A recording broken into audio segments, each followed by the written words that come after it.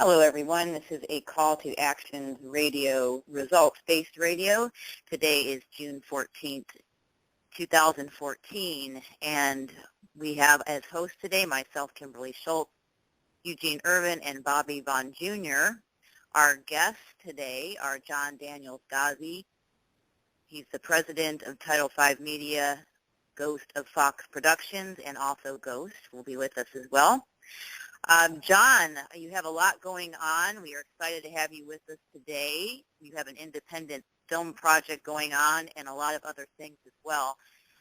Let's just go ahead and jump in there and tell us what that looks like and how you got started with it. All right. Well, I'd just like to say hi to all of you guys, and I've been following your work with the call to actions for quite a while now, and I just think that everything's timely, and I'm looking forward to working with you. Yeah, I've had a dream. I've had the Title V publishing business since October of 2001, and that started up in New England. Since then, I've traveled all over. I've always had a dream of going into film, and we've been doing that over the last year and a half or so. And we finally came to this project, and instead of writing a couple novels that I'll never finish, we just kind of cobbled things together into something that we call Nights at the Round Table, and that's NIGHTS. And basically, the subject matter deals with our current situation in America and the world today, but specifically America.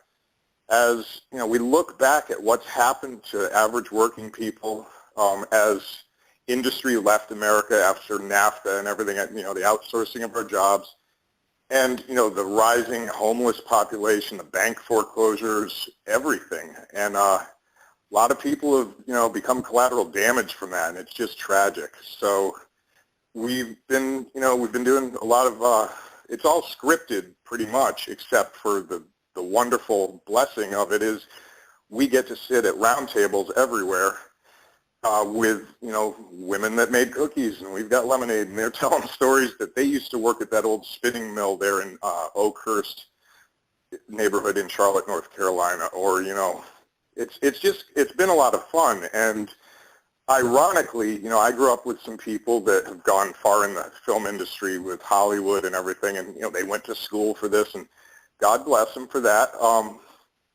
I think our focus is remaining independent, having creative control, and our focus is giving back to the community and empowering people.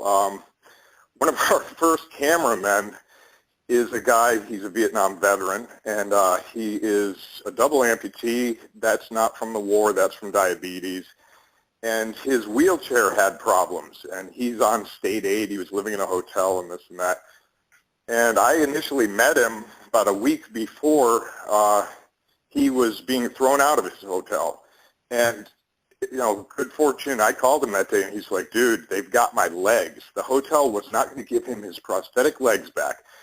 So I sold my grandfather's stamp collection and went and gave him some money. He got his legs back. And his wheelchair is a dolly now. It's pretty cool. So that's one thing that, we're not going to take it anymore. These are our brothers and sisters, and Title V is composed mainly, exclusively of people that just have the same vision. And it all, it ties in with activism, and that's under our same, parent company, but that's Title V Media. I mean, we take actions. It's basically internet-based. It's announced on Facebook. We're involved with Charlotte Environmental Actions, Do Not Alter, which is the March Against Monsanto thing. And we have been all over uptown Charlotte, North Carolina. Jesse Jackson showed up at one of our protests to support us, and we're really happy about that because, we've joined with the NAACP. And I don't know, does that sort of let you know where we're going with things? Well, yeah, I know you recently, didn't you choose to go homeless for a couple of months just to completely understand the level of what that looks like? Yeah, I did, and there's nothing funny about it. I'm laughing because I'm here, in this nice farmhouse in Union County, about 40 minutes away from where I did that. And yeah, and it's ironic because I was making the film already, but I was focusing on claymation and this and that, and I was having fun with it as I just felt I needed more in the can before I brought people on board. And I ended up with a domestic situation with a roommate who he just was troubled, and it was just really bad. And I had my 8 cats that I loved like my own children, and I just left. And I had a job as a cook, making $11 an hour, no benefits or anything, under the table. And so I went camping, and it was great at first, and I was working, and then the Duke Energy protest came up, and I was one of the organizers, and we had big banners with a slogan that I'd come up with among other people's slogans. And I asked my boss at work, he knew that it was coming up. I'm like, hey, can I leave for a couple hours? And it just didn't go well, and I left, and I didn't come back. And because of the way he reacted, there's a little bit of Italian pride, I guess, whatever. It was time to go. And so I ended up without a job. So, here I am doing this, and I don't use banks. Here I protest banks, so, it's cash on hand. So I actually ended up, doing this deliberate homeless thing for about 3 weeks, and then it turned into actual homelessness. And, to where I would walk up to construction sites without any tools, because all my stuff was where I used to live. And I wear a lot of hats, but I can build a house. And so I'd go up and be like, hey, you got some work? And so I'd get work for a day. And if I didn't, I would go find work elsewhere. And if I didn't, I'd start cleaning up garbage along the road, and people would give me free coffee that owned the supermarket or whatever, because I needed coffee. I was broke. But anyway, I ended up sleeping under bridges when it rained. I mean, I hate to call it geoengineering, but that's what it is. And it's a nightmare out there. You do not want to be out there, even if you have a tent. It's not a happy time to be, you're not a happy camper. So I met people, that were rifling through dumpsters and, just like you hear about. And most of these guys were people that used to own businesses, people that had houses that got foreclosed upon by Bank of America and such. And there were families. And so I ended up helping them. They helped me. It was a bit of a Jack London adventure, but I did not have a gold sovereign sewn in my coat pocket like he did when he went into London and did that stuff. So one thing led to another, and I just learned a lot of survival techniques and just sucked it up and got back on my feet and deliberately stayed homeless. And I started, if I made $1,000 in a week, it was invested in equipment and food, and I would go get hotel rooms. And let me tell you, the hotel thing, if you get a cheap hotel, you're surrounded basically by meth addicts and crackheads, people that are going to prey on you. And if you're kind of naive about things, tell people you're making a film, you're going to get a lot of stuff stolen. And that did happen to me. It's just stuff. A couple scripts disappeared, though, and that wasn't good. Cell phones, So it's been quite an adventure. And finally, Ghost and his wife, Lacey, just started helping and, filming my activities. And, I was just like, wow, you actually get it. 'Cause I've got, wealthy friends everywhere that have no clue what it's like for anybody, out there that's really just not driving a BMW. And anyway, I'm not casting judgment. It's just, they're in a bubble, and they've been misled by the media, and Disney corporations turned all their daughters into, I don't want to use the word, but they've compromised their own, you know what I'm saying. It's just awful. So I hired Ghost and Lacey, and they didn't want any money, which was great because I really was on a tight budget. And they started a YouTube channel and got me some business cards and this and that. And then I went back to work as a chef, not a cook. And that turned out pretty good, but it was, a young crowd. I'm 47, and I'm single, too. I'm not looking for that fun, wild girlfriend that's going to end up, ruining my life. I've been through that, and, the same thing could happen if I were a woman. I'm not, being sexist about it. But so I've just gone in and out of a lot of jobs and deliberately, staying out there. And instead of, because I'm not a boss, it's not like that. So I made Lacey and Ghost full partners in Title V. And we've just, things are really getting better, but our hearts are broken about, because we just don't have all the equipment. We've had to rent cameras. guys, we've hired people that turned out to be not trustworthy. I will be the first to admit there have been a couple of homeless guys that I thought were on the level, and they were getting drunk at work, and one of them was my driver, and I'm like, so we don't tolerate any of that stuff. But I think we're kind of stepping in like a lot of other small people are, just normal people, to kind of just pick up where the churches have failed the dispossessed. You don't take somebody who has not eaten in a week and force them to sit through a sermon before you give them food. That is immoral, if you ask me. So along those lines, we really ramped up with the social media, announcing that we're doing street cleanups, and people started showing up. And a lot of these kids that Bill Cosby wrote that book, I think he said it's titled Come On Folks or something like that, and he's crying. He cannot believe what has happened to the youth of America, especially the black youth, the African-American youth. These kids walking around with their pants down, with their underwear up. You've seen them. It's sad. And anyway, I'm not blowing my own horn here, but leading by example and just standing up for what you believe is right. A lot of those kids that would have turned into gangsters actually started cleaning up parking lots with me. And I've been back to Independence Boulevard and Monroe Road, and it's a lot cleaner. So I think we're actually, it's activism on the ground is our slogan on YouTube, and we're going to continue on no matter what. But we are hoping that people with any, means that, first of all, would like to get involved with us. First of all, we'll give you all the tools, help you in any way we can. But we do have that GoFundMe thing out there. It's, it would be put to good use.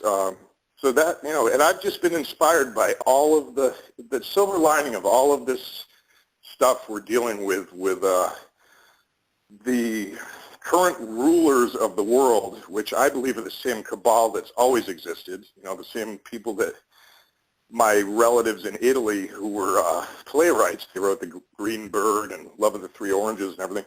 They were up against it back then, and they were counts. They lost their countship. They did not win the battle.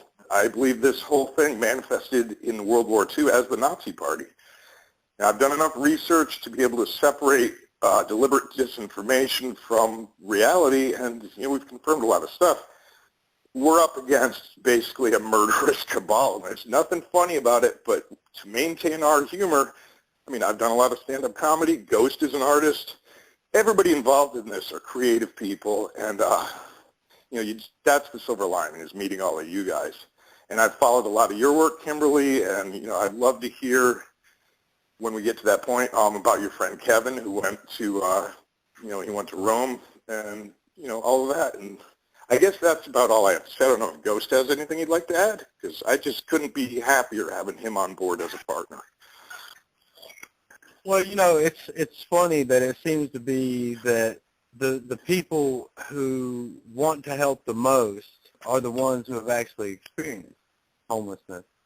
When I was in my 20s, I was homeless for a while, and it's tough. And it was in the middle of winter, and there's no help. I didn't have any special skills. It didn't, wasn't anything I could do. But there was a family that ended up helping me, and they didn't have anything either. And that's kind of what our focus is with the GoFundMe account, is to actually find the people that are homeless and equip them with a skill that they can go out and they can make money, that they can get back on their feet. Every dollar that's donated to that GoFundMe account is spent equipping these people with the necessary skills that they need to get back out into the world. My father, he's worked hard his entire life, and he was almost homeless because Bank of America chose to foreclose on his house, and only through the grace of God was he able to keep it. And it's just insane that there are people who have served our country who have done nothing wrong, and they're still homeless, which means their kids are homeless, which means they need help. And it seems to me like there's a lot of people that talk about helping, but there's not a lot of people that do help. And I guess my major plea to everybody out there listening is, if you only have $1, give it. it'll be put to good use. We'll share the GoFundMe account. We're going to put up a PowerPoint slide so that people can know exactly where to go to share that GoFundMe account. And yeah, guys, really, in the end, it's really about us.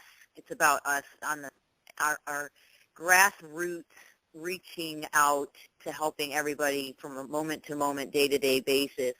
And yeah, it's not about, it's about teaching them how to fish. It's not about just handing them fish. Giving everybody an opportunity to, to be empowered.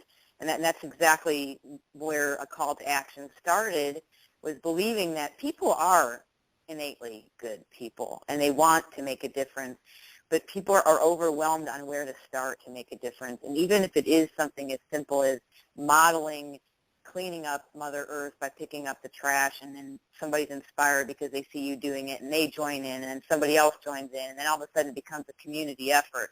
I mean, I applaud that you are doing those things. And it's not necessarily the dollar that, that drives that. It's simply just being a human being that cares. I mean, I applaud you for that.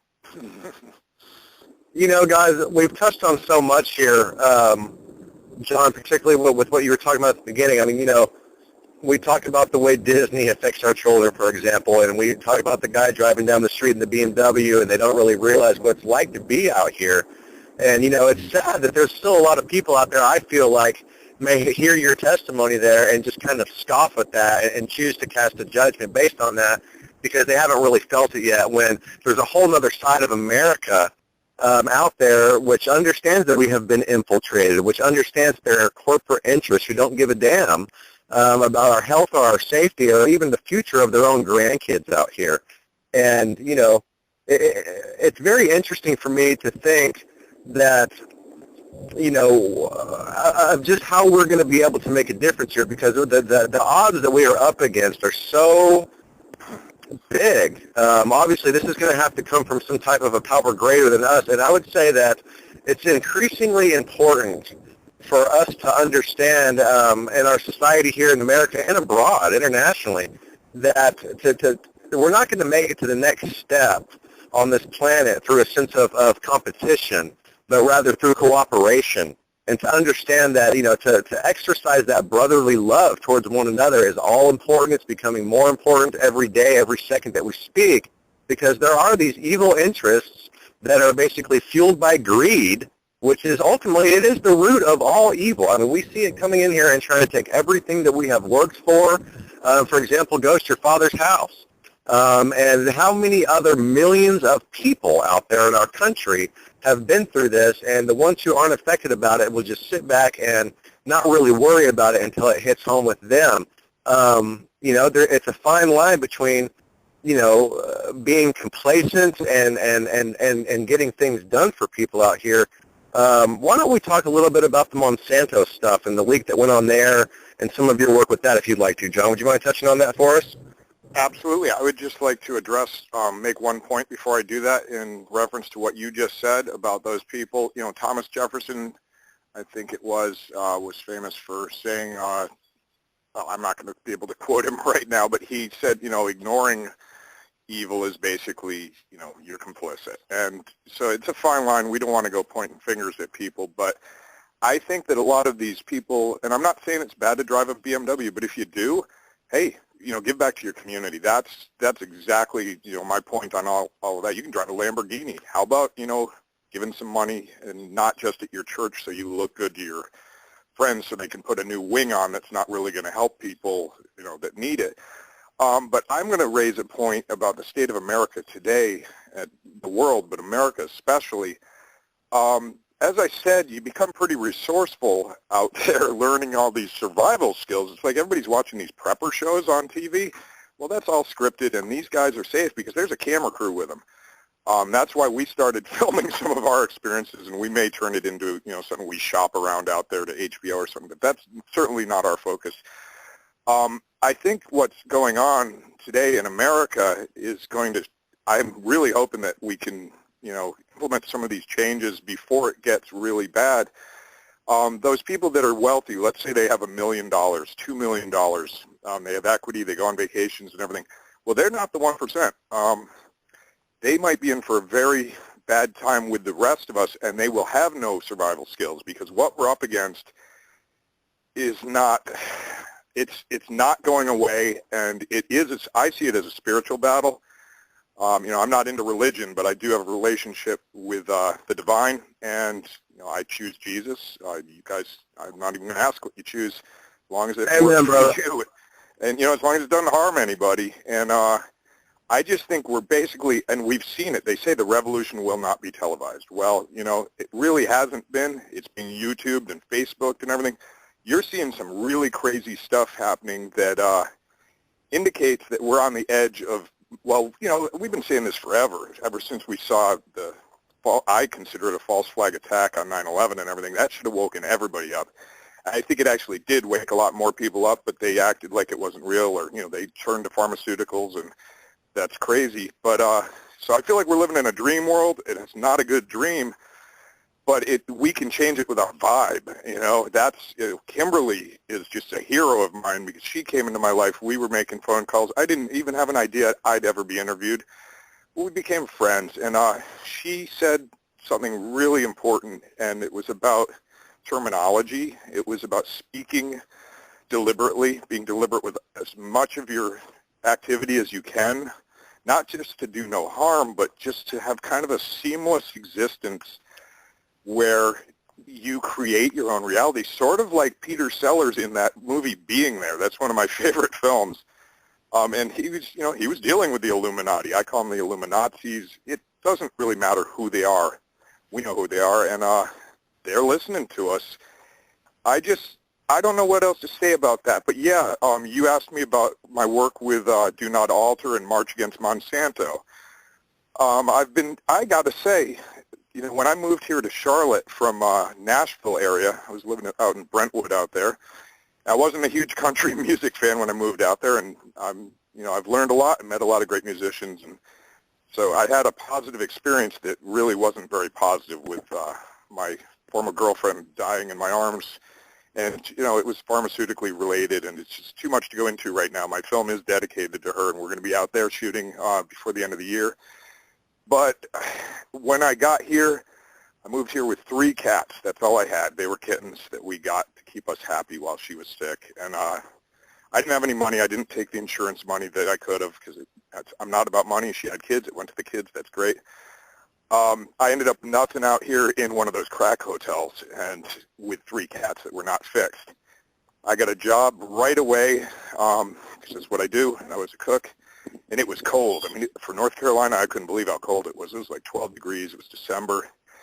And it was a really hard, depressing time, and the cats ended up having kittens. So I'm in this tiny hotel room with all these cats and not even having money to take the bus. I'm walking to work, and, it's just nuts. That knockout game was going on, and I don't know if it happened in Charlotte, but I was just kind of like, I don't know what this city's about. I've lived in cities before. It's not my desire to live in cities. But I got through it, and what got me through it was getting involved with activism. And, I would show up. I've been to 3 marches against Monsanto now, and I met family. I met my people. And, ironically, it is families that you meet at these events. And, I was the guy that would show up. I came up with I am a writer, so I just came up out of the blue. I'm like, I'm going to make T-shirts that say I'm not Roundup ready, because the glyphosate, the Roundup, is in everything, and it causes, it's the worst thing that you could have in your food supply, aside from the genetic manipulation.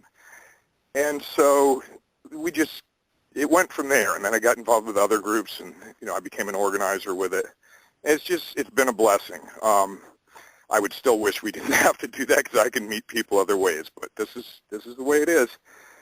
And this year, my friend Rusty and I ended up registering, spur of the moment actually, because the organizer had something come up and she couldn't go. And so we registered for the Catalyst Symposium up in Kannapolis, North Carolina, up at UNC. And that was held at what's called the Murdoch Building. And that's a building, big ivory tower basically, I mean, you could put 5 kids through school with the amount of marble in that building, just the bathroom alone. But anyway, aside from that, it is beautiful, and I'm not knocking architecture. But so we went up there, and we were on the register, and it was funny, they didn't list our affiliation. Everybody else, they said what group they were from. You know, they were scientists, and there was no media covering it, actually. So we went as representatives of Do Not Alter and independent media, and they just left it blank after our names. And it was funny because the woman running the thing, she just, maybe, who knows, maybe she was hitting on me, I don't know, but she kept going, so what are you CIA? She thought I was CIA, and I'm like, well, I'm CEA, Charlotte Environmental Activist, but I didn't tell her that. So we had a wonderful organic lunch, because that's what Monsanto people eat. They don't eat their own stuff. And we live leaked, well, I did. I'm going to take responsibility for it. I live leaked their PowerPoint presentation that graduate students were having at this symposium that they have every year, because that's where Monsanto recruits people from at colleges everywhere. And I leaked the PowerPoint presentation with photographs live onto Facebook that showed that the original lab rat study that revealed, well, to them, that GMOs, you know, they had something really wrong with the whole thing. This is not Linnaeus and the peas and everything, you know. This is, it's Pandora's box, basically, and they knew that it was going to have health problems across the board, and they continued on. They buried the study. Now, anybody who's anybody in the activism world already knew that, but I don't know if there was proof or not, but I basically proved it. And after that, you know, we were just like, wow, what a day, you know, and we went our separate ways. And I felt kind of like, well, now you're out there on a limb, and good thing you don't have any kids, and, you know, this and that, because I know it happens to people that get into places of discovery like that. And, you know, I don't know. I don't really want to go into it. My father died mysteriously in 1974, and I was told it was suicide my whole life. Recently found out it may not have been, but I do not want to go into that. He was a school principal. So anyway, you know, I've read a lot of crime novels and everything, and I just felt maybe it was time to just really get out there prominently as an activist and just declare that I'm not taking it anymore, and I'm not afraid. And I'm not afraid. But it's just not right what they're doing. So does that sort of give you an idea what happens with that? Yeah, and isn't the active ingredient in the Roundup, speaking of Monsanto, very chemically similar to Agent Orange? Do you know that? Yes, it is. Very chemical. Yes, and we see these people with pride spraying these edible dandelions like they're weeds with this Roundup. And they have no idea they're actually killing themselves and the plant life, and actually making things worse because they want their lawn to look more aesthetically appealing to themselves. Yeah, and the Joneses, because that's who they're keeping up with. Yeah, it's really sad. It's almost like anything that big corporations, I'm not including all of the corporations, absolutely not, but it's almost like anything they say is good, do the opposite. And same thing with Western medicine. You know, let's put it this way. I haven't had a tetanus shot since, not to go off topic, but I haven't had a tetanus shot since 1984. I don't have lockjaw. I work, you know, in the trades. I get cut on rusty metal all the time. I stepped on a nail 2 weeks ago, and it was really rusty, and my foot still hurts. But, you know, you hear me talking, don't you? So I'm not recommending that for everybody, but I do believe that with all these chemicals across the board coming into our bodies through the food supply, through the air, through the, you know, the geoengineering and everything, the water. I mean, we're huge in Charlotte. That's one of the reasons I feel better being out in the country. I think I can drink the water a little bit. It's a little safer. We just, you know, my friends work for Creative Loafing magazine, and we went to Moral Mondays up in Eden. I don't know if you guys heard about the huge coal ash spill into the Dan River. You know, 70 miles of the river were polluted with heavy metals, and it turns out there's also strontium in that. So we went up there, and the first thing I did, ironically, was go use the water fountain. You know, a little homeopathy, and people's jaws dropped, but I can almost still taste that water. So it came out that the water in Charlotte is actually radioactive on top of everything. And so we had huge rallies against Duke Energy. And, you know, there have been films made about Duke Power, in the late 60s. You know, they have their Pinkertons. They it's basically an arm of the federal government, almost like Monsanto. And then, you know, we had the governor of North Carolina the current governor, Pat McCrory, who worked for Monsanto for 30 years. It's pretty obvious he still works for Monsanto.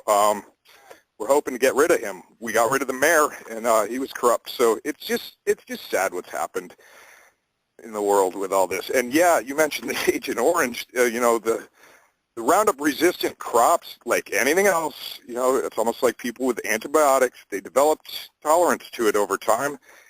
And so the farmers are dumping more and more and more on, and they even spray it on it just before harvest. And it's killing everybody. Leaky gut syndrome, cancers, just broad spectrum things that are getting labeled as, you know, lupus, MS, who knows what it's doing to people. But, you know, an ADD, all these things, I'm not tying that necessarily to Monsanto, but it's obscene, and the big pharmaceutical companies profit from it. So all these big, you know, the usual suspects, I guess we'll call them, they're all tied together, and, you know, some people call it the New World Order, the Illuminati, whatever that's behind all this. I don't care what you call it, it is eugenics, and it is deliberate, and I think this kind of gets to where I was just so impressed with Kimberlee and you guys' work, you know, from Call to Actions with how you helped Kevin, what was his name, get up to Rome? Yeah, Kevin Galloway. He went 46 days on hunger strike. Oh. We put up a GoFundMe account to get him there and keep him there during that time. He has since moved into Romania to finish the book he's working on, and he's going to start touring. He's been sharing this depopulation, exposing this depopulation agenda that's been around the fluoridation of the water that's worldwide. Mm-hmm. And it's since they've got it in the milk, the salt. It's now in every fluid you can think of. It's in the sodas. It's in anything that basically has any type of water in it. It's been fluoridated.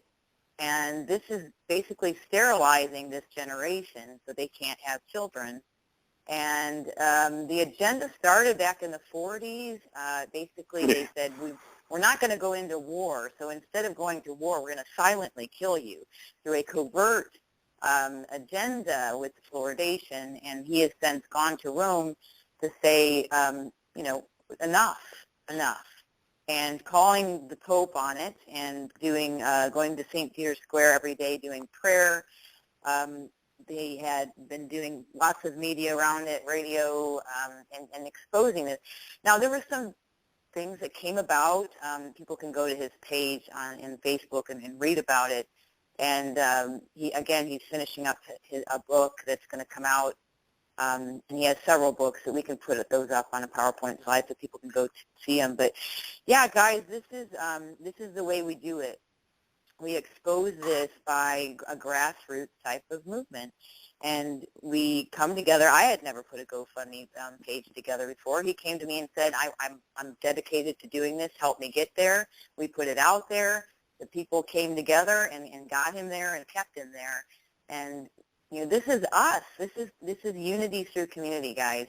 This is how we do it. This is not one person. This is about how we come together and make a difference and be catalysts for positive change. And don't think that your voice is too small. Jump in here with us. And on that note, I just wanted to make a mention that what we always try to do with the call to actions is to focus on solutions. And we have a detox section on our website. It's, you know, www.acalltoactions.com. And there's a detox section. Get these chemicals out of your body, okay? That's the place to start. Raise your frequency. And all this electromagnetic stuff that's coming at us and the GMOs and the toxic chemtrails and the fluoridation, you can get it out of your body and you can raise your frequency to the point where you know, you're not going to be targeted. These weapons will be empty bullets if you can raise your frequency. And we always bring people there. John, I mean, do you want to tell? We brought people to these healing frequencies, and people actually overcame cancer? I mean, do you want to touch Yeah. on that? Yeah, I want to first address, the detox stuff. After I found you guys, I found you through Facebook, and then there's the Royal Rife frequency treatments, and I had never even heard. First of all, he's got a very strange name, so I think that would have put me off if I didn't know what it was.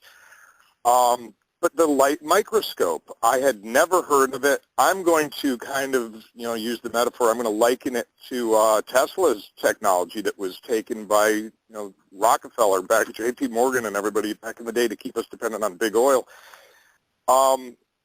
Yeah, I started out with, your recommendation to start. I got some food-grade hydrogen peroxide, and I had to put it in my fluoridated water because I was drinking the tap water, and it was radioactive and everything. But anyway, I did that for about 3 weeks. First week, I did feel nauseous, and apparently that means it's working. It's oxygenating your body, attacking things in your gut. And I've always been kind of precognitive, I would have to say. I'm really intuitive. I don't like that label psychic. There's a lot of hoopla with that. But, I think that it definitely raised my frequency as I combined that with healthy eating whenever I could. And people think it's really expensive to eat organic food. I would go over to the Healthy Home Health Economist, the local market, and they've got, whatever they didn't sell that day, like Sprouts or whatever, for 99 cents, because they're going to have to throw it out. And I just kept doing that. And I didn't do the bentonite clay, but I think I got, you mentioned fluoride. From what I've studied about it, aside from the fact I think Hitler used it there's a rumor at least, Hitler was the one that started it in the concentration camps. And he wasn't concerned about people's teeth. He wanted the gold out of their teeth. It calcifies the pineal gland, and that is your connection to the divine and to other people and the earth. And I think I did a pretty good job for a while until I, went out there into the wild with that. And I will even take it to the level that, some people would think it was tinnitus, a ringing in the ears. I know it isn't that. And yeah, I'm a musician, so I've been around too much loud stuff sometimes, but I can actually but I can hear Wi-Fi when I go into certain areas, especially near large condo complexes, things like that, where if I walk over the next rise and go down, it's not there anymore. And so I know that with all the cell phone towers why do we need a cell phone tower every quarter mile, and you still don't have reception? Can you hear me now, Verizon? They're killing us with that, too, and who knows what they're really doing. Bobby and I were talking about it, and he actually confirmed that he has suspicions also about, all this. It's science fiction. I mean, Orwell could not have, Alvin Toffler, all those guys, they're probably rolling over in their graves going, oh, my God, it's worse than we thought. Yeah, so to get to what you mentioned, though, yeah, I've had a couple friends that I just started sharing the links on Facebook. And, I've been saying all kinds of radical things for years on Facebook, and I lost a lot of respect. I lost a lot of friends, and I defriended people. We went through that whole thing, and it's ironic my profile's public now, so anybody can look at it. My mom, I don't think she's looked at it. She'd probably, anyway, let's hope that doesn't happen. I love her. Anyway, what was I going to say? Yeah. So people have been reluctant to comment now that this awareness has come around. It's sort of like, it's the 100th monkey idea. It's Plato's cave. It's all of that. I think, and metaphysics, I'm a big philosophy fan, and metaphysics and all that. We can learn from a lot of things. And I'm not going to say it was the 2012 thing, but it does seem like there was a shift. And I think it actually happened a couple months ago, at least around here. Everybody just is on the same page. And when I say everybody, everybody that you wouldn't expect to know what we're dealing with is, and there's this feeling, and a lot of them are really afraid. They just feel something big is coming at us. And I sense something is coming also. And, it's a whole other conversation, a whole other show probably. But I think if we just all proceed with, that is the first step, getting the stuff out of our bodies, trying to avoid ingesting it. But if you have faith and you enjoy your food, you eat slowly, you avoid the fast food restaurants with all that aposematic coloration that makes you, eat really fast, and try to cut fluoride toothpaste out. You don't need it. I don't even use toothpaste anymore, and my teeth are white. And I haven't had a cavity ever. That's the irony. But I did have fluoride treatments as a kid, so who knows. But yeah, so people were really, it just turns out, I get a lot of pokes on Facebook from people. That means that they're listening, and, your information, among others, has helped. And there have been a couple people that have had cancer that, they tried out the Royal Rife stuff. I tried it. It's not just for healing cancer. You can heal anxiety with it. You can heal depression. It's amazing, and it's scientifically proven. He's, the light microscope. Everybody should research this stuff. And the light, his microscope is still in existence. It's just amazing how we've never heard of these people. These gurus that could save the world. And so you have these. It seems to me that there's a plan that they don't want people to reach their full potentials, because if they reach people are starting to wake up, and if people start realizing their full potentials, then they're going to be in trouble, and they don't want that. They want to keep everybody asleep.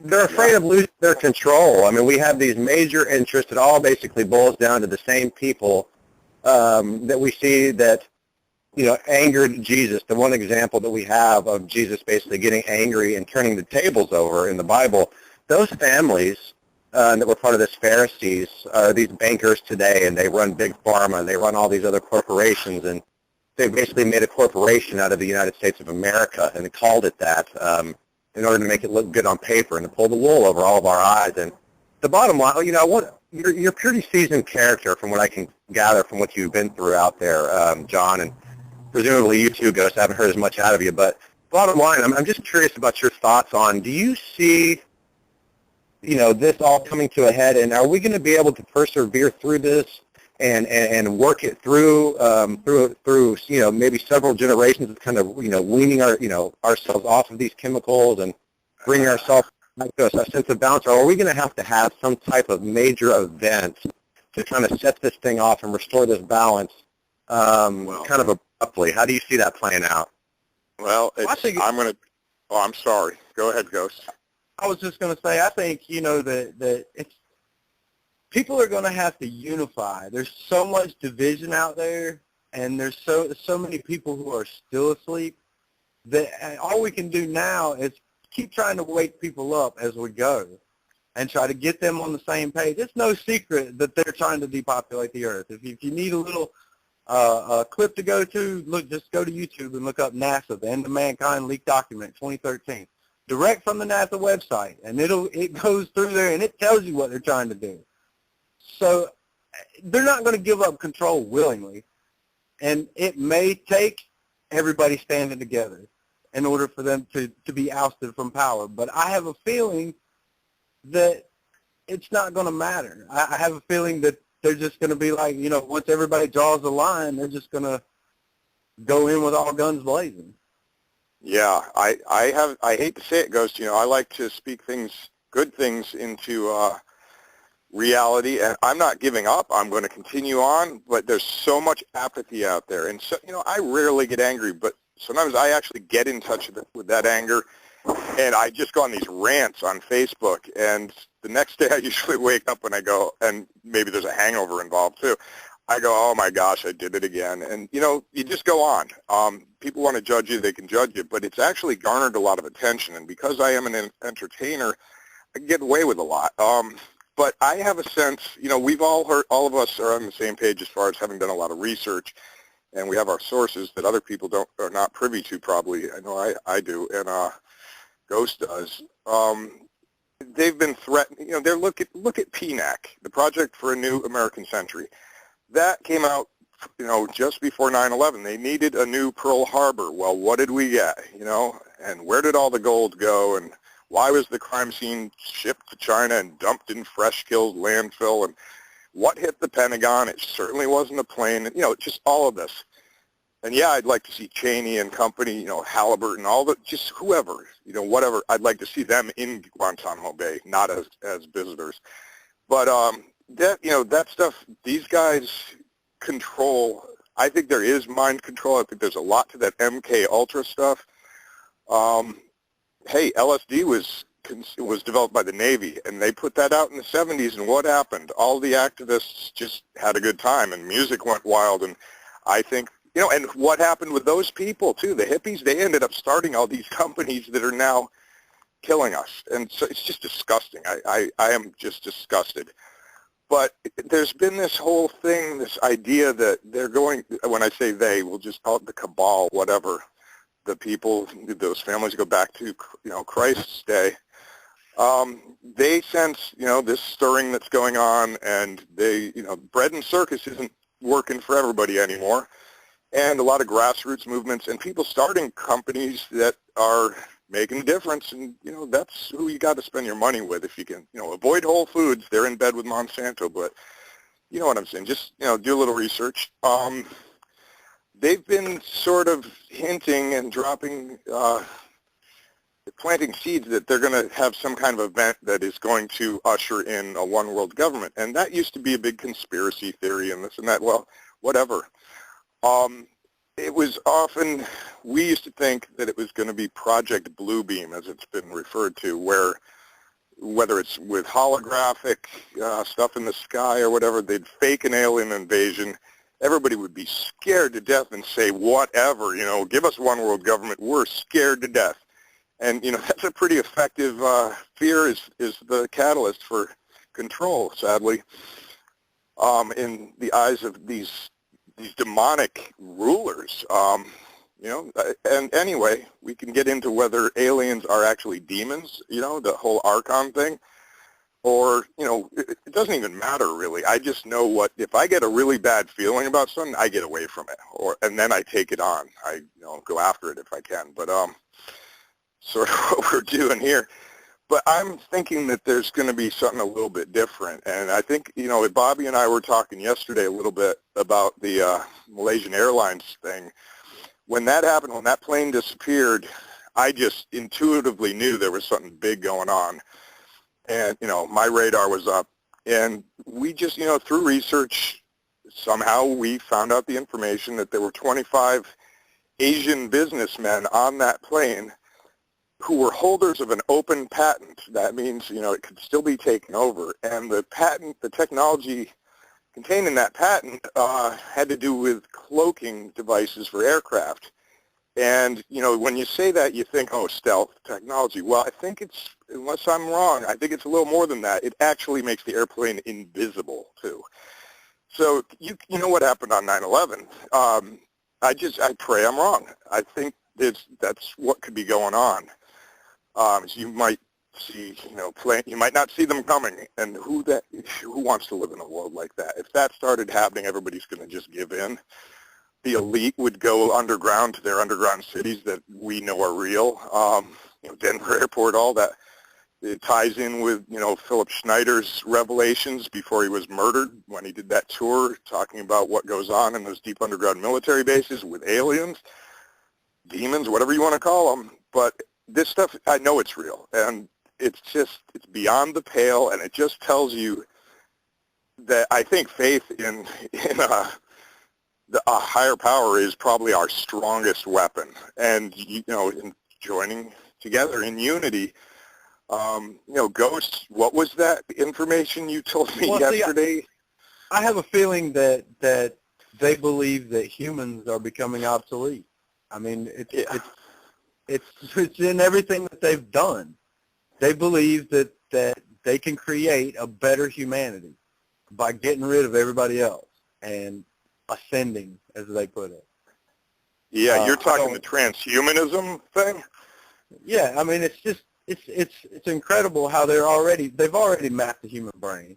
They know what you're thinking when you're thinking it, if they want to. And they believe that humans are obsolete. We're no longer functioning as we should be. And so they want to take it to a whole nother level. Oh, yeah. And a whole new level for them. Some humans are becoming kind of hard to control. Some are being controlled on a very high scale. But in order to make a very, very controllable race of, quote, transhumans, they put this transhuman agenda on people slowly, so they become used to it and start to accept it. And more people, as of right now, almost 33,000 people have signed up for the 2045 Avatar projects. And, well, if you can create a new race of beings integrating machines and humans, creating real cyborgs, you can easily create a slave race of beings on this planet, remotely controlled slave race of cyborgs. And I definitely do not agree with that. And, Yeah, and look at the people who are out there today. Everywhere you look, they're connected. They're on their phone all the time. They're staring, they're obsessed with technology, and technology is wonderful, and technology has its place. But when you integrate it so much into society, the sheep are going to jump on it. They're going to say, hell yeah, let's do that. I want to be connected to the central brain. I want to, but then you lose your humanity. There's no humanity left. You become like an ant colony controlled by a central brain. oh yeah, and they're even pushing it on kids now. There was a Chippy the RFID chip tour in kids' schools. I believe it was 2013, so last year. Yeah, Chippy, and they even had a little mascot, a little cartoony RFID chip, and they made the kids watch videos, and if they gave them brochures to take home to their moms or parents, and then they gave them a Chippy the RFID stuffed toy to go home with, which was probably chipped itself. God. And so you see them pushing it on the kids now, which really appalls me. I don't take that lightly at all. No, and you've raised a really good point, and it ties into what I was sort of ranting on the other day. We have a bullhorn, a megaphone, and to blow off steam sometimes we'll just sort of lecture the neighborhood at night. It's fun. Nobody cares. And we were talking, he started talking about having gardens instead of lawns, and stop letting your kids dictate your lives. I mean, these parents that drive their kids that, quarter mile to school on sunny days, just stop it. This is just an example of the government wheedling its way into everybody's lives. And, if I had kids, I would homeschool them. There's no way they'd go to public school. This idea that, it is easy to say this stuff when I'm not in that position, but I have helped raise some kids. I've had girlfriends that I didn't marry, but I lived with, and I hope I had a positive impact on their lives. But anyway, this idea that both parents have to work, right there's a problem. How about scaling back your lifestyle a bit? It's just, you don't need the BMWs. Get rid of them. Ride a bicycle. Public transit's not so bad. You actually talk to people. You meet people. I walk everywhere. For a while there during that adventure period there for the 3 months, I was doing 50, 60 miles a day, and granted, my knees are killing me, my hip. I definitely did some damage to myself, but whatever, I'll be fine. But you look at these chronic homeless people out there that are limping around. They have thorns in their feet. It's awful. Their shoes don't last very long, and you're buying your shoes at Walmart, and they are knockoffs. They're not real brands, and they're $20. They last a week. So keep your receipts, folks, if you're buying stuff at Walmart. But John, that's the funny thing is in today's society, it's almost to a point where even, they call it the working middle class, but both parents have to work because the economy is so bad that people are just barely scraping by onto incomes because they're forced to work multiple jobs. They don't have time for the children. It's a complete destruction of the home family, and it's designed that way. The rich are getting richer, and the poor are getting poorer. And as the poor are getting poorer, the family is being destroyed.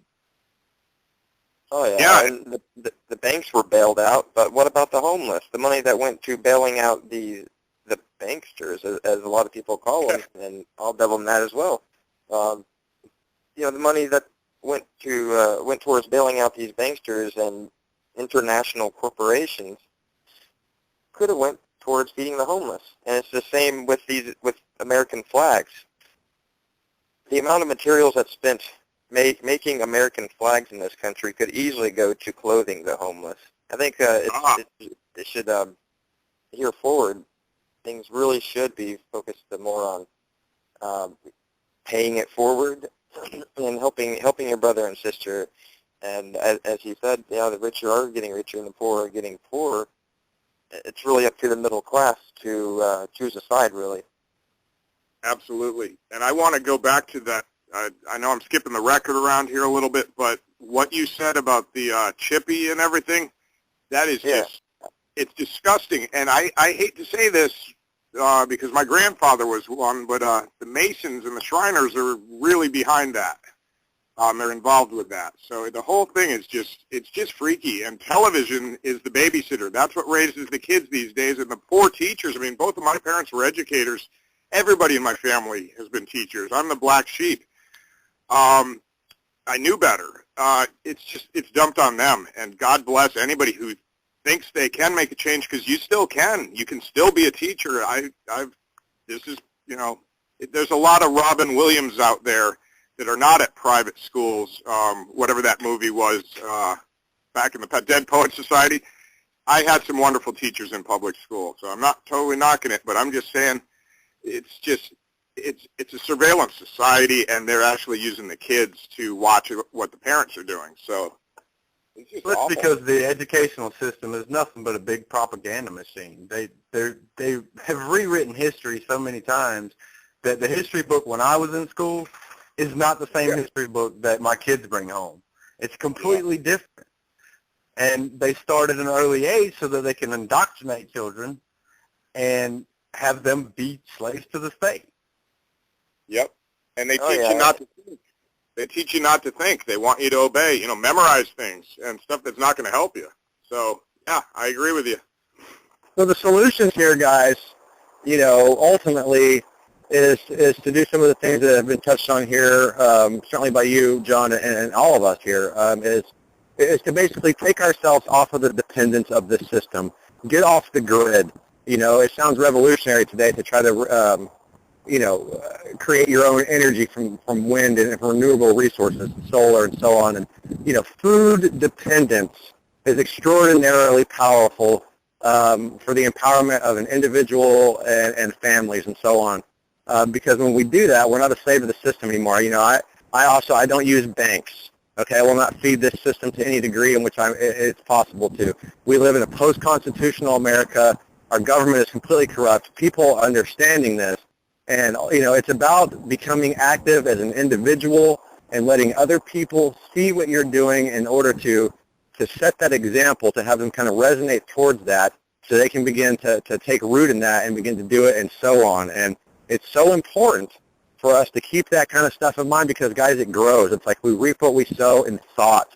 And, you talk about you've never had a cavity before, you don't even brush your teeth and all these things. We have these abilities that are inherent in the human organism which have been coveted. They seek to mimic them through technological methodologies. We see this across the board with the blanketing of this mind control system. It's kind of this MK Extra idea where the entire public has essentially been blanketed with this mass mind control through the media and other sources, which, guys, it's here for a purpose to bring about these negative results in order for some type of being or what have you to feed on this. And, to touch on the alien ET aspect of this, I would say that, certainly ET is a loose term that we try to label things with as a human, as a species, for something that we can't really fully grasp. We don't have all the evidence. We don't have all this proof. But the bottom line is, I would say personally, from my perspective, that angels are ETs because they're basically extra-dimensional beings, or maybe they're interstellar beings, or what have you. The bottom line, there's good and bad in all things out here, and it's very important for us to realize these aspects of ourselves which do create in our environment. And so to state, Proverbs says it very clearly, the heart is the wellspring of life, and to guard our heart. The issues of our lives flow from our heart. So literally what we're thinking and feeling and ultimately creating electromagnetically through our hearts, coupled with our consciousness, is having a tangible result in the physical. And so I'm very comforted in the fact that I have found fear to be a finite energy source. And these guys can sit out there and we can entertain all these notions and it's so bad and all this kind of crap. The bottom line is, I would say love encompasses all things, and that is where I find my peace and my comfort. I feel like a spiritual infant to consider these things. But it's just so important for us to step out of that negative way of thinking in order to help facilitate this awakening and to let it grow, and so on. And that's true. And the Bible clearly states that, though I speak with the tongues of men and of angels, but if I don't have love, I'm nothing but a hollow clanging cymbal. You have to put actions to your words. You have to do something. You can't just, say a Bible verse or whatever, and say you're a good person, and if you're not acting, if you're not putting actions with your words, then what you're doing is nonsense. You're not doing anything. Faith without works is dead. Absolutely, man. Well, listen, Kimberlee, I wanted to ask you a question. You said that you've had, how long has the call to action been around exactly?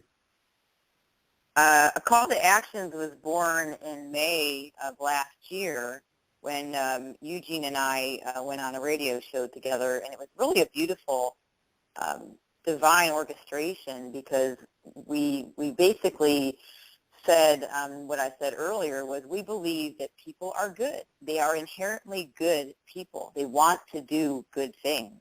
But most people are overwhelmed with the idea of where do I start?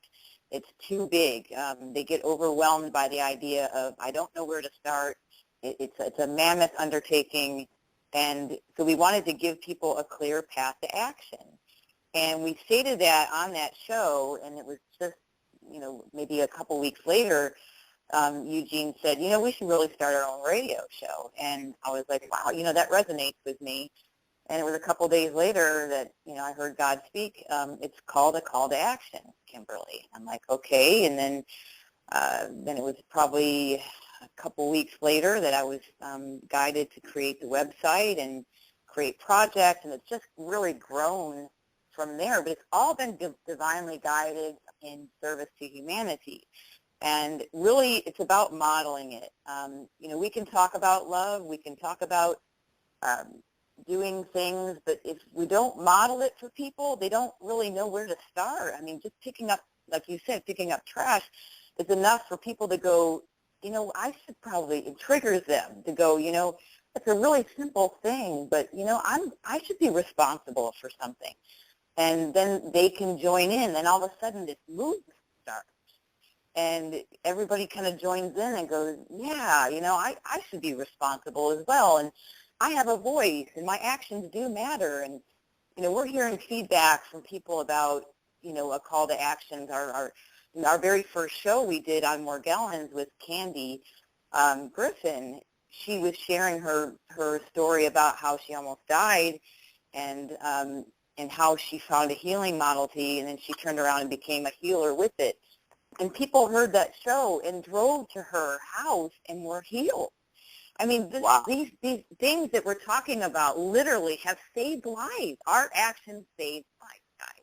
This is no small thing that we're here to do. We're here to serve in a big, big, powerful way. And I'm honored. I'm honored that I'm part of it. I'm honored that all of us are having this conversation and sharing that, don't underestimate your ability to impact this world individually or collectively. But get in action, please. And you don't have to be, it's not about the words. Just get into action. Be love. Don't just talk about it. But give a hug, give a smile freely, pay it forward. If everyone's doing these things, imagine how impactful the person you impacted and that person impacts the next person and so on and so on. That's where it starts. It starts with you. Choose the positive. I've been doing this since 2008. When I wake up in the morning, the first thing I do is squeeze any thoughts out of my head, and I ask God, how can I be your hands and feet? How can I be the most effective and efficient catalyst for positive change today? And I don't know what that looks like. I don't get caught up in, what it is, and I humbly go, on my way, and I don't question my abilities to do anything. I just go. You know, I mean, we joke around with saying that we have, you know, we don't have letters after our names, but we have a PhD in GSD, getting shit done. Excuse my language, but that's what we do. So does that answer your question, Ghost?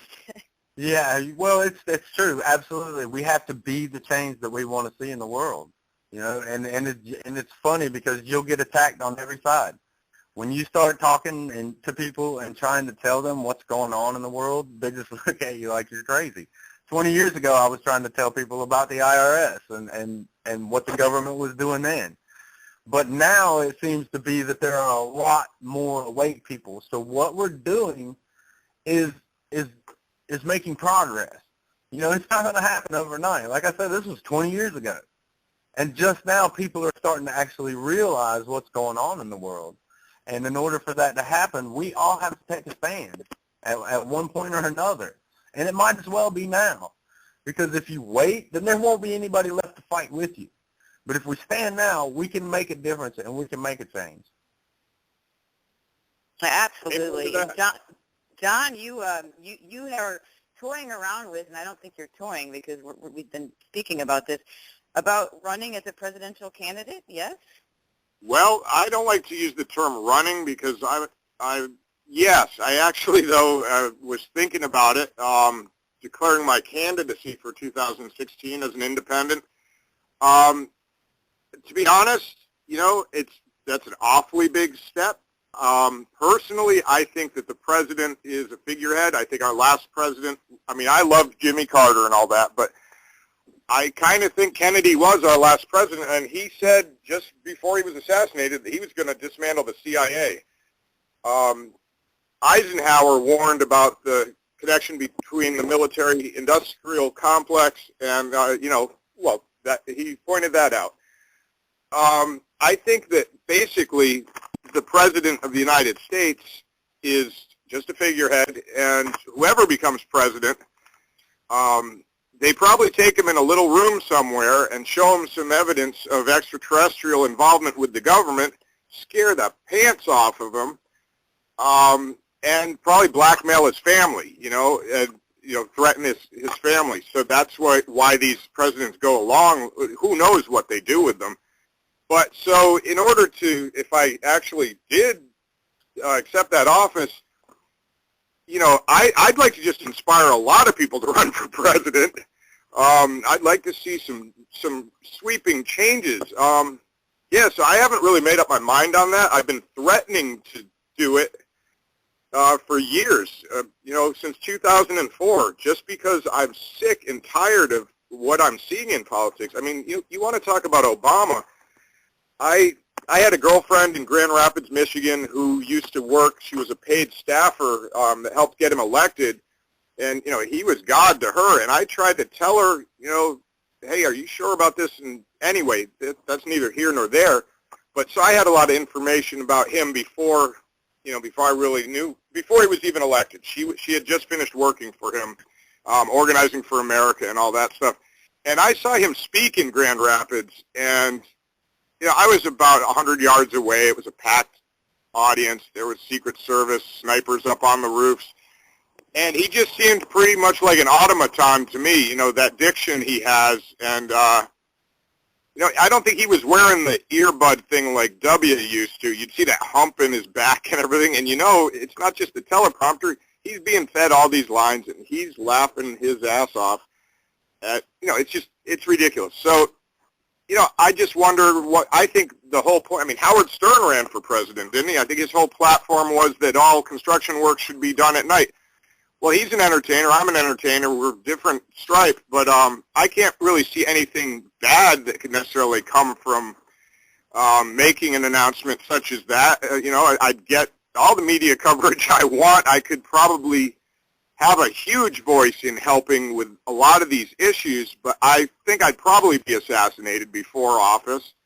Yeah, I'm not afraid of that, but I think I could do a lot of good on this level. And, you know, I mentioned this to Kimberlee on the phone the other day, and she wasn't surprised at all that I would say something like this, because I'm known for being outspoken and coming up with all kinds of ideas, but I generally follow through with what I say, so I'm not officially declaring this yet. I liked what Kimberlee's thought was. It's the same thought that I have, is we need sweeping radical changes, reformations. There shouldn't be, I mean, assuming the president is the president, if he actually has power, and, you know, that's one man basically making the decisions, and, you know, it shouldn't be up to one man, and you know it's all about lobbyists, it's corporate interests. So the degradation of our environment for corporate interests, the pollution of our minds, it's just all of it. It's just the big pharmaceutical companies, all of it. I mean, it's mind-boggling, and, you know, it goes to what Kimberlee said about people don't know what to do. They just get addicted to sports or sex or whatever, and, you know, I don't do either one of those anymore, so I will play sports, but I don't watch TV.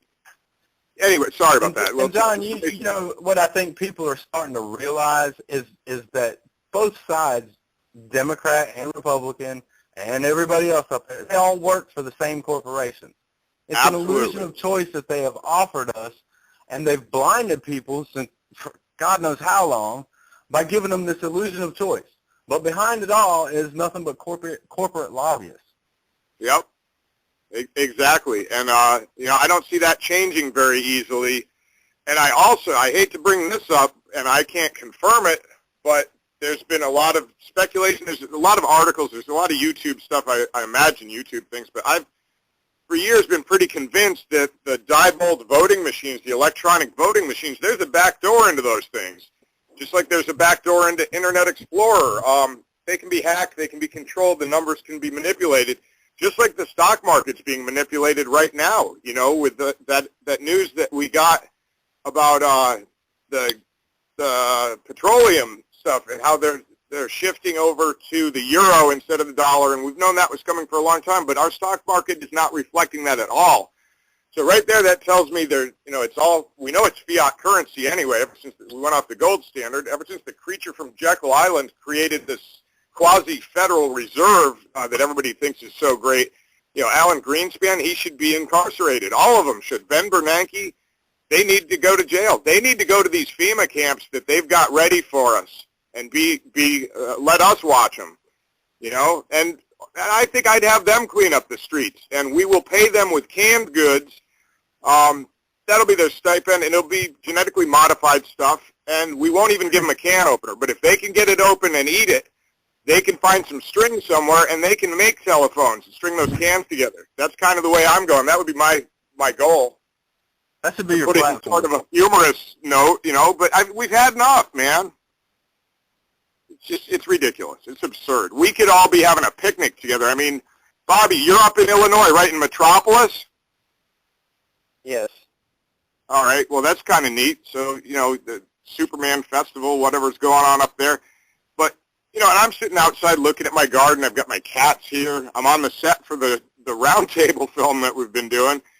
And I'm enjoying myself. And I think we're all enjoying ourselves. And I hope, you know, that we can do this again sometime, whatever's going to come out of this. But it is kind of sad that we all have to focus on sort of being X-Men or whatever you want to call it. It's not sad. It is what it is. And if we don't, I have no choice. My mom recently was telling me, you know, you better think about this.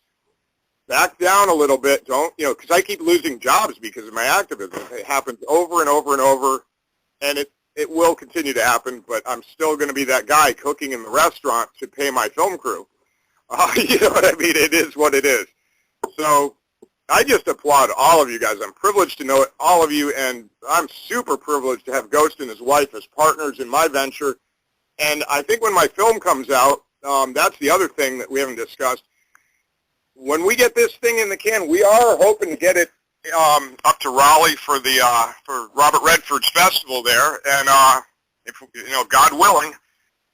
And I think when it goes, you know, we're going mainstream with this. It's not going to be like Loose Change or one of those things. We're going for the regular theaters, and we're going to have real musicians that people have heard of in this playing in Gozzi band and stuff. And you know, I'm just saying we're taking it back. That's the theme to the Charlotte Roundtable page. And I call these people that have been ruling with fear and greed, that kind of want all of us to end up Walmart greeters and be happy with that. I call them greeders, and it's just a term I coined that seems to be widely accepted. And we might end up making that page public, or I'll start another page if people are interested. And I'm just blessed to know so many people. I mean, my friend Cheryl up in Canada, I was hoping she was going to be on this call, but she's got a lot on her plate too, and it's just awful. Everybody I meet, I was on the phone with an old girlfriend the other day, and her cats are dying of cancer. And I'm like, it's the water. You can't get away from this stuff. It's just absurd. And I mean, everybody's dogs have tumors. I'm not a violent man. I won't be a violent man. My pen is mightier than the sword. That's it. But I think you've got a lot of radicals out there that are really pissed off, that could do all kinds of horrible things that the government wants them to do. They want to see a big uprising so they can take everybody's guns. And, all these school shootings, my God, when is it going to stop? Adam Lanza, did he actually exist? There's information out there that he died a while back, and it was his brother in Newtown, Connecticut. This ties right in. I grew up one town away from Newtown. I've got friends who have PTSD now and are on medication because the film trucks parked on their lawns for a year and wouldn't leave. So the media is the biggest part of the problem. I'm disgusted with CNN and the BBC. Remember that stuff with Building 7? They reported that it had fallen down, and you can see it standing behind them. They knew what was going to happen. It's absurd. It's ridiculous. It's obscene, and it's going to stop if we have anything to do with it. But yes, we change it with our vibe. So it's okay to get passionate, raise our voices, and it's a lot of fun getting a whole bunch of activists together and just, singing songs and having drum circles and occupying. I love the Occupy movement. We're part of that too. And I think there's a lot of hope, and, I want to see, I just want to see it continue. So, knowing that you guys, hopefully we get this message out there. It's not just about my film project. It's not just about anybody's project. I think I want to just empower, like this film, one of the goals is to empower people to go out and make films. Use your cell phones. Do anything. Some of our film has cell phone footage in it. It's pretty good video. The audio's a little bit lacking, but speak louder. You got a voice. So I think we're going to see sweeping changes as a result of my film, because it's going to make people laugh. We've got humor. I'm not sounding very funny right now because we're talking about all these issues at once, and it's just, I'm ready to go for a swim or have a beer or something, but, it's going to be an organic beer. So, I don't know what to say. Beyond thank you guys, and it's just such a pleasure hearing your stories, and I know you're making changes everywhere you go. And, we're human. We make mistakes. When I make a mistake, if I don't realize it, somebody's going to point it out to you. I say I'm sorry. If I realize it, I say I'm sorry. I try not to make it again. And the definition of insanity is doing the same thing over and over again, expecting the same result. Well, they're trying to drive us all insane, and it's time to stop it. I'm John Daniels Gozzi. I stand behind that statement. I second that. Yeah. But I'm not saying anything everybody else in this group isn't saying. We all just have different pieces of the puzzle to put together, and it's going to build into a massive picture. And the whole chemtrail thing, it's just beyond the pale. I was a commercial fisherman most of my life. I've spent my time working outdoors. I'm always outside. I know the skies didn't look like this before. And, there's the whole chemtrail versus contrail thing. Well, there are different kinds. I mean, I saw a video of this thing they called black smokers, and there are black chemtrails now, and it just spreads out, not just the black ones, but it persists, it spreads out, it occludes the entire sky, and often it brings a rain, and then this stuff drifts. They do it deliberately. And from my information, my research, a lot of it is military. It's tied in with communications. They use HARP and other Tesla-type phased array radar systems to bounce information off. They used it in Iraq to, I forget the word, but to be able to see what's going on the ground. They use it for that.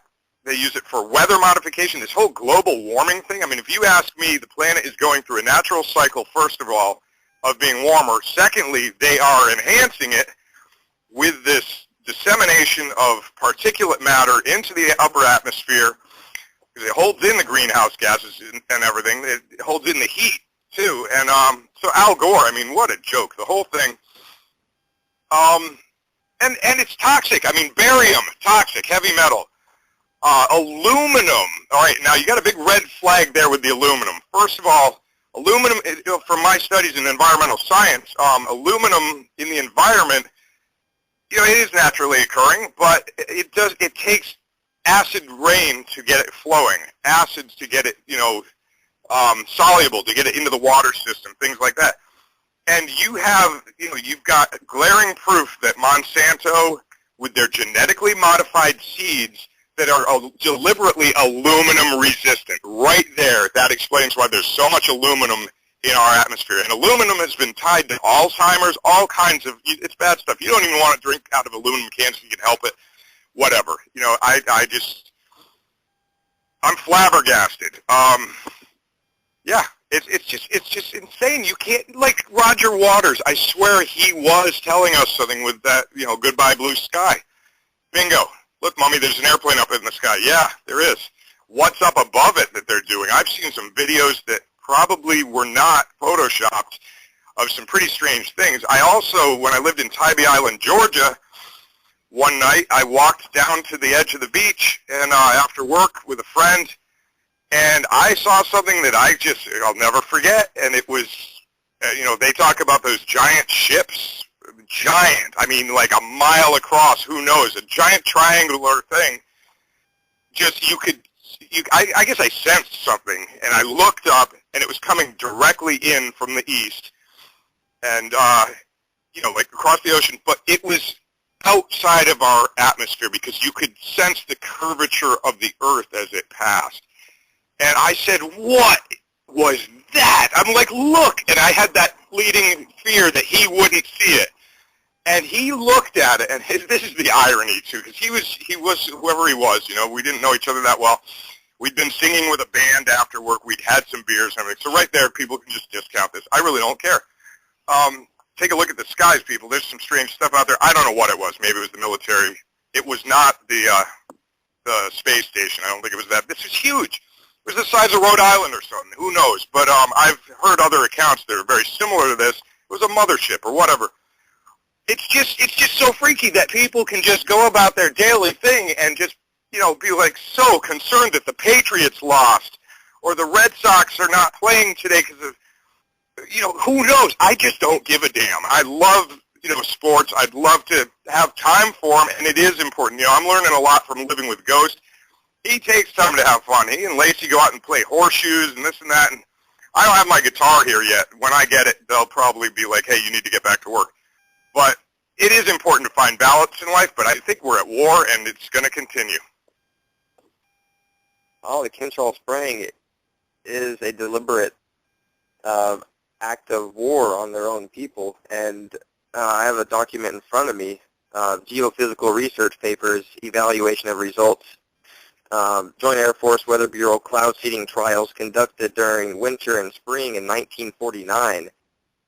So this act of warfare through cloud seeding, weather manipulation has been going on, according to my research, as far back as 1949. But wow. People back in those days, that wasn't too far back, but they just didn't have the network accessibility that we do now to actually take action against this. And through Unity exposing this, we can really figure out tactics to combat the population agenda. And through Unity is the key, if you ask me. Yep. It's going to be the only way. That's what I was just about to ask is we know that it's there. We know what they're doing. So how do we stop it? It's just, and sometimes it gets really, really frustrating because I don't have an answer, Yeah. Well, good. I'll comment on that a little bit. We touched on the pineal gland and the targeting with the fluoride and what the fluoride calcifies the pineal gland. And if people that don't realize what that is, it literally is like a spiritual lobotomy. You are disconnected from your higher source. You are disconnected from the abilities of intuition and really seeing past these agendas. And we're awake and we can see it. And if you do detox your body, you will open up that space where when you close your eyes at night, these are the eyes that you see from. This is where you imagine. This is where you create, something from nothing as an entrepreneur or a visionary.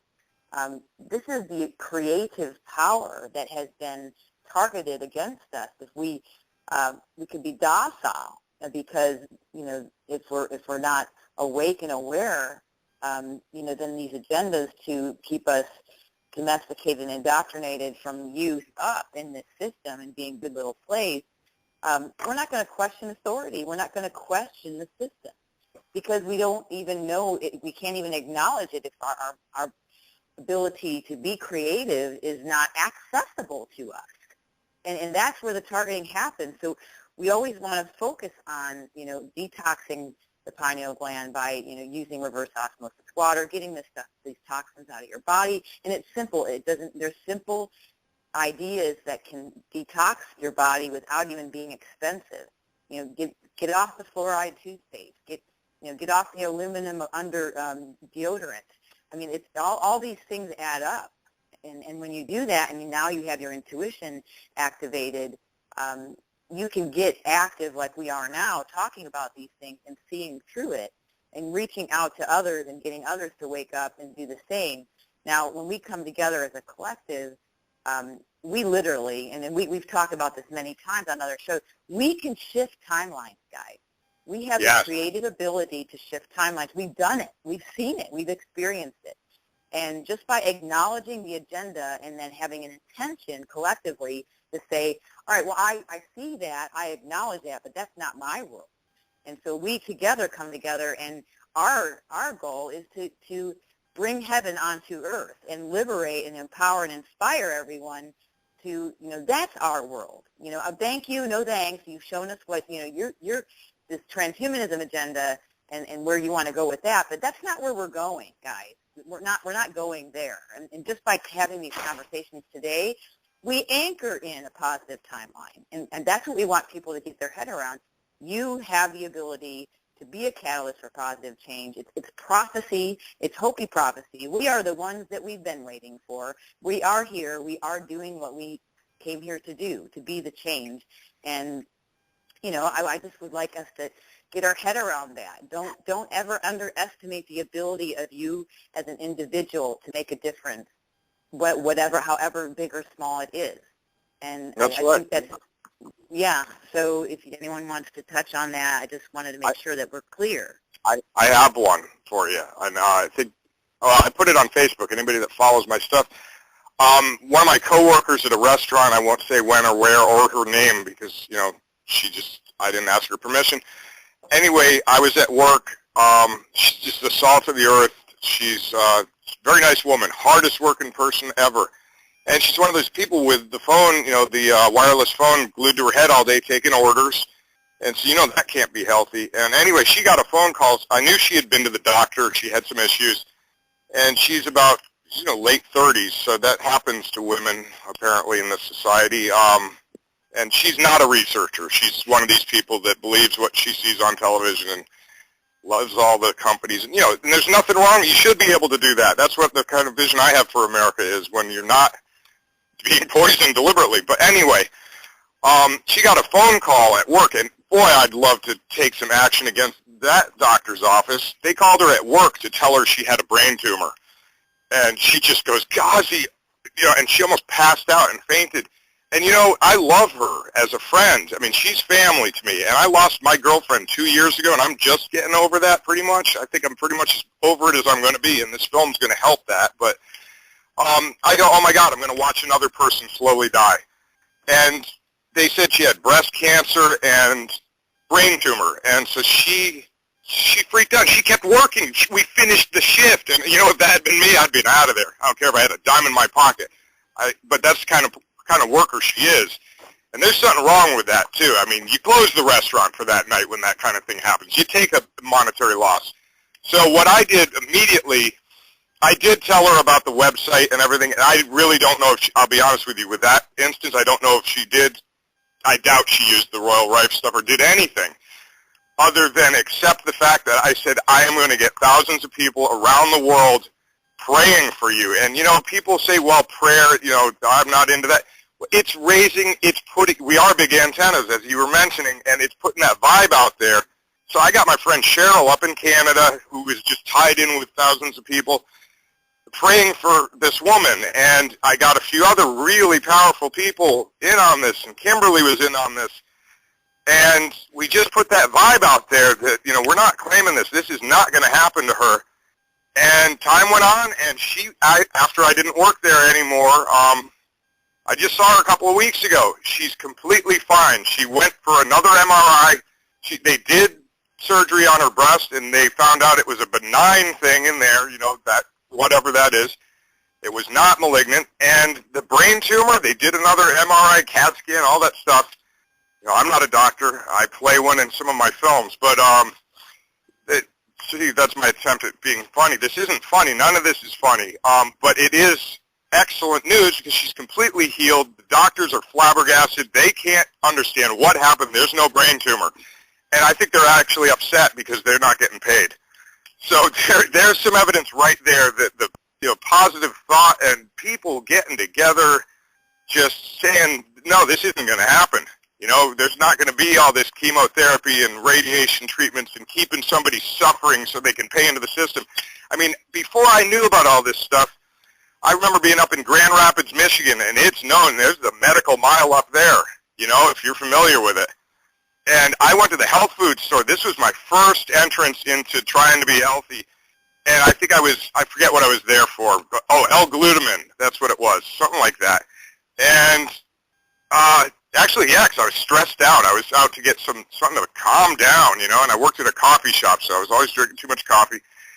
And I got talking to this really just nice, I guess people would label her granola chick, whatever, not a chick, a woman. And we got talking about this and this and this, and then it went political, and it went to 9/11 and all this stuff. And back then, nobody would even talk about that. It was like you would whisper it to somebody after you knew them for a long time, and they would agree with you, and you'd be like, wow, I'm not alone. I know there was something wrong with that. Buildings do not turn into dust and fall at the speed of free fall at gravity like that. It's ridiculous. There aren't pyroclastic clouds like that created by fires. Jet fuel does not burn that hot, and all the office furniture and everything in there, I don't care if the jet fuel poured down the elevators. You saw that explosion when those planes hit those buildings. Most of that fuel blew up right there. And no, I'm not an engineer, but there are thousands of engineers that are saying, no, this is wrong. They're pilots. I'm preaching to the choir here with you guys, but, anyway, this woman just pointed up at the hill at the medical mountain. She goes, isn't it sick? And I didn't really get it, what she meant then, but I've always avoided the doctor, the hospital, everything. Every time I ever go in the past to one of those places, even as a visitor, I come away with some horrible virus that lasts for weeks. So I avoid it. If anything ever happens to me like that, treat me at home. Do not resuscitate me, Don't put me in an ambulance. Let me die. I don't want to go. And that whole targeted individual thing, Kimberlee, that we were discussing, I don't even really want to get into the technology that I've heard of that they have in ambulances. And it'll make me sound nuts. And I can't prove it anyway, but I don't know where else to go with that. I'm getting a little emotional about that. But my friend is fine, and I think that's the whole key is, if you find somebody saying, and people, this is the miracle of social media, people, when they get bad news, they tell their friends, and everybody starts wearing pink armbands and stuff. Well, that Kochman thing, I'm sorry, yeah, your heart's in the right place, but you don't realize what's going on. I mean, there seems to be a lot of evidence that proves that those breast exams, I forget what it's called, but where they compress the woman's breast, that could be causing cancer. And, it's just, I'm not knocking all Western medicine, but I don't do it. So, and I'm generally very healthy. So, I don't know. What do you guys think about that? Somebody. Well, Western medicine has had its place in my life. It's definitely served a purpose. But I think what we're going for here is choose the holistic first. Choose a holistic method. And yes, the power of prayer does work. It has been proven over and over again that it does work. I think it's powerful because our intentions are powerful. And we are creative beings, and we do have the ability, as Jesus said, to do miracles and more. I don't think we should take any of that lightly. And we have experienced many miracles, and it is real. The power of our thought is real. And Eugene has shared many times about how our creative abilities have been used to, without us even realizing, that it's been used to create negative timelines simply because we don't even know that we're contributing to it. I mean, that's the sad part, is so many people through this, this ignorance, that ignorance and apathy. It's like if you're not part of the solution, you're kind of part of the problem. You're contributing to something just through your own ignorance, just because you don't know any better. And that's why it's important that we have these conversations, to get people in the realization that, how you think, the words that you choose to speak, they have power. They have the power to create. And we even brought this up on a previous show about the human voice actually affects all the way to the DNA level. So the words that you choose literally can impact another person at the level of their own DNA. I mean, that's a really impactful and powerful place to understand the power of what we speak. I mean, did you know that the heart is the first thing to form in the human body, and the second thing to form is the tongue? So through the heart, through the mouth, the heart speaks. It literally is a literal translation of how the power of our words and the power of our heart. And we don't, we're not taught to think from our heart. We're taught to think from our head. It's not all intellectual, folks. This is where you get your leap of faith. I'm not sure if you're familiar with David Hawkins' work, but he did a map of consciousness from, basically guilt is the lowest level of the consciousness to Christ consciousness, which is at 1,000. Well, intellect stops at 499. Love starts at 500. That's the leap of faith. You go from your head to your heart. And that's where the real power is, and the power of love and surrender and commitment to serving humanity. That's where the real power starts. That's where the joy starts. That's where you get in the realm of miracles. And that's where we'd like to see people get their head. Get out of your intellect. Try getting into your heart and do something for someone that's kind. And it will grow. I mean, it will grow. It will impact others. I just wanted to make sure that we take full responsibility for how we think, how we act, and how we treat each other. I mean, I've shared this before. If you want to go to the very beginning of the Bible, and if God is love, and we're made in the likeness and image of God, which is love, and Jesus said the two biggest commandments are to love God and to love your neighbor. If we all did that, can you imagine what the world would look like? I mean, we can literally change the world just by being that. I mean, let's do that, guys. Let's be the change in a loving, kind environment. Love yourself. Love, you can't give away what you don't have. Have self-love, for one. Be kind to yourself and forgive yourself for any and all things that you think that you've done wrong. Get into forgiveness, get into peace, and then and be that. Represent that. Model it. Show others what it looks like. And that's what I think we're all saying here. In the end, is get into action, but, be responsible for your thoughts, first of all. Don't play victim that the world did this to you. It's not what happens to you. It's what you choose to do with it. How you learn and grow from it. We all have had our, so-called negative experiences. I always say until your, biggest challenges become your brightest blessings, you've got some perception work to do. Everything is an opportunity to grow, to heal, and to make a difference in this world. I think that's exactly what all of us are doing, what we're saying. I'm so excited about your film. I mean, is there anything that we can do to help get the word out, to help support, your staff? Is it the GoFundMe page going to have anything to do with helping support your film? Can you let us know how we can support you? Well, I think actually as independent guys who are struggling. I mean, our goal is to make the film, but our goal is to, like Ghost was saying, and he couldn't have said it any better, that's evidence that he is the man. That's why I brought him in as full partner. This is going to make money in the end, too. That's the other thing, and we're going to donate a lot of it to charity. I mean, Seeds for India, Sanjay Vampati over there, he's got an orphanage. I've been trying to get people to donate for years. But, you know, we got to start in a realistic level and giving people skills. You know, when this thing's in the can and people have seen it, well, these people who were homeless that helped on it, they have resumes right there, and they can go work for Hollywood or whatever. Yeah, we definitely need things. If anybody has old laptop computers, things like that for our office staff, send them. You know, I don't know how to approach all that. We definitely have funding issues. We're not going for an SBA loan or any of these government incentives. North Carolina has a huge incentive, but we're not at that level. We're just guys that hold down real jobs, and, you know, we give our money to the homeless. I mean, I gave a woman $400 last week so she could get into an apartment that she had reserved for her and her kids, and she didn't have the money, and she was going to lose her deposit and this and that, and I needed that money, but I don't want it back. You know, if she has it someday, and I don't need it, she can just give it to somebody else. We keep doing this and doing it and doing it. And there are times when I don't have any money, and people have just gone, here, I'm going to buy you that soda that you're 50 cents short on or whatever. Or here's a ride, you know. I've run out of gas before, you know, when I was younger, and somebody's like, here's a tank of gas. You know, there are people paying it forward everywhere. And like Woody Harrelson with that wonderful thing that he's done, there are a lot of people like Ryan Gosling.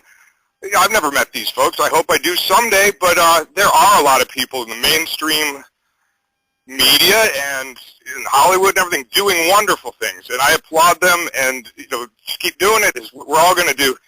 Yeah, the GoFundMe thing is going to directly impact our ability to help people. I mean, some of these sets that we're filming in, we've got one of the segments, the segment in North Carolina, is focusing on the old spinning mills, the cotton industry, the fabric manufacturing and everything that was so prevalent here until the boll weevils came, but then shifted into textiles of a synthetic nature and still went strong all the way up, you know, through the 90s, and then NAFTA and all that. You know, I mentioned that. We all know what happened in America. That's the microcosm. You know, it's not just about the mills, but we're going to be filming in one of these places out in Noda, which is a section, kind of an artsy section of Charlotte, where they're turning it into condominiums, you know, lofts and everything. It's going to take a long time, and so we're going to go and set up like the supervisor's office and, you know, the secretary and the union leader's office and all this. And we're actually going to get some former employees that have expressed interest in doing more than just being interviewed about, you know, the old what used to go on at these places, and have them go in there as paid actors if we can. I don't know. I think I'm Ghost, do you have anything to add to this? You know what my vision is. Yeah, well, one of the things is about the GoFundMe page is we set it up. You know, we set the limit at $1,000, and $1,000, to be quite honest, it's a drop in the bucket, you know, of what we're trying to do. And all that money is going to not only educate the homeless and get them skills that they need, but it's also we're going to be filming them as this is all unfolding. They are going to be part of the actual film. You know, their life stories are going to be displayed for everybody to see, and, you know, those are a lot of wounds that will be coming out, and people are going to be, you know, at first they'll probably be reticent to have their, you know, their emotions displayed so openly, but this is something that affects us all. It's not just my family, it's not just John's family. There's you know, all it takes is to walk outside and throw a rock, and you're going to find somebody in need, and that's exactly what the GoFundMe page is for.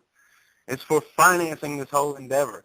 We buy storage lockers on the side, and we sell the items out of them.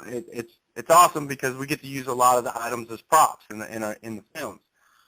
But, you know, that money is going right back into activism and and supporting this cause. We're not doing this to make money. We don't, as long as we can pay our rent, we don't care. We just want to help people. Amen. Yeah, I don't need a fancy car. I don't even need a car, man. I'm going to get a horse and start parking it uptown, that kind of thing. You know, I don't care. But I don't know. Ghost, you said it really well. I do want to say one thing, though, about the reticence that you mentioned. Nobody's story will be put out without their permission. Nobody's being filmed without knowing it. We're not the government. Ha! Absolutely, absolutely. Yeah, I just wanted to clarify that. Kimberlee, we wanted to just thank you for allowing us to come on and let our voice be heard, and we appreciate the support that you showed to us and your time. We know it's a lot, and we just wanted to say thank you. Yeah, thank you, and thank you, Sonny, and thank you, Bobby. I look forward to having dinner with you guys sometime in person, okay? Like, we'll have, I don't know, so we're going to meet in person one of these days. Yeah. Absolutely. Come to the opening of the film.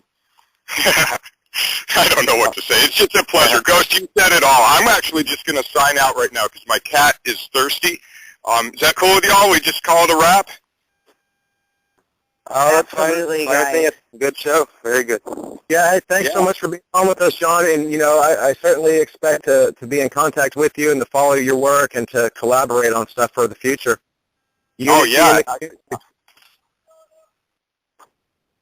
Absolutely, guys. It's amazing. It's amazing what we all do when we just have the right intentions, when we just want to serve and help those that don't have. I really got teared up just thinking about, you know, watching these homeless people get skills and be able to be empowered and move into, you know, whatever safe environments they can get into. Right. For themselves and their family. I mean, that's love, man. That is so beautiful. And can I add something, Kimberlee? Don't get me all, you're right, it is. And some of the stories that we're hearing and that I lived, I mean, I could write 10 books about what I've been through out there on the streets. And I'll be honest with you, there were a couple occasions in the past when I got thrown out of relationships and, you know, I became homeless for a couple weeks. I've been through it like that before, but never on a scale like this and in a city environment. One of the things that I didn't mention is, you know, I'm saying we're employing the homeless. Not everybody, being homeless does not qualify you to be an actor or anything like that. But you can certainly be an extra. You can be a guy in the crowd, or you can be that guy sleeping under a bridge. You can actually play yourself if you want. And with that, I'm gonna have to thank you, and I'll be in touch. Any of you guys that ever want to come out to North Carolina, you got a place to stay. Awesome, right on, guys. John. Very much appreciated. Love your work. Love you guys. Keep it up. Keep it up. All right, cheers. All right, cheers. Cheers, Thank John. you. Ghost, pleasure. Yes, thank you, Ghost. Thank you, John, and Eugene and Bobby for being with us. And to everyone out there, you know, get in action, be love, support this group. We'll have a link to it up for everyone to see so you can support it and share it and pass it on and let people know that this is hope, that this is inspiration, when we are the change. And join us. And God bless everyone on that note. We'll go ahead and close the show. And I want to say thank you to everyone that's listening and anything you can do to contribute. And God bless you.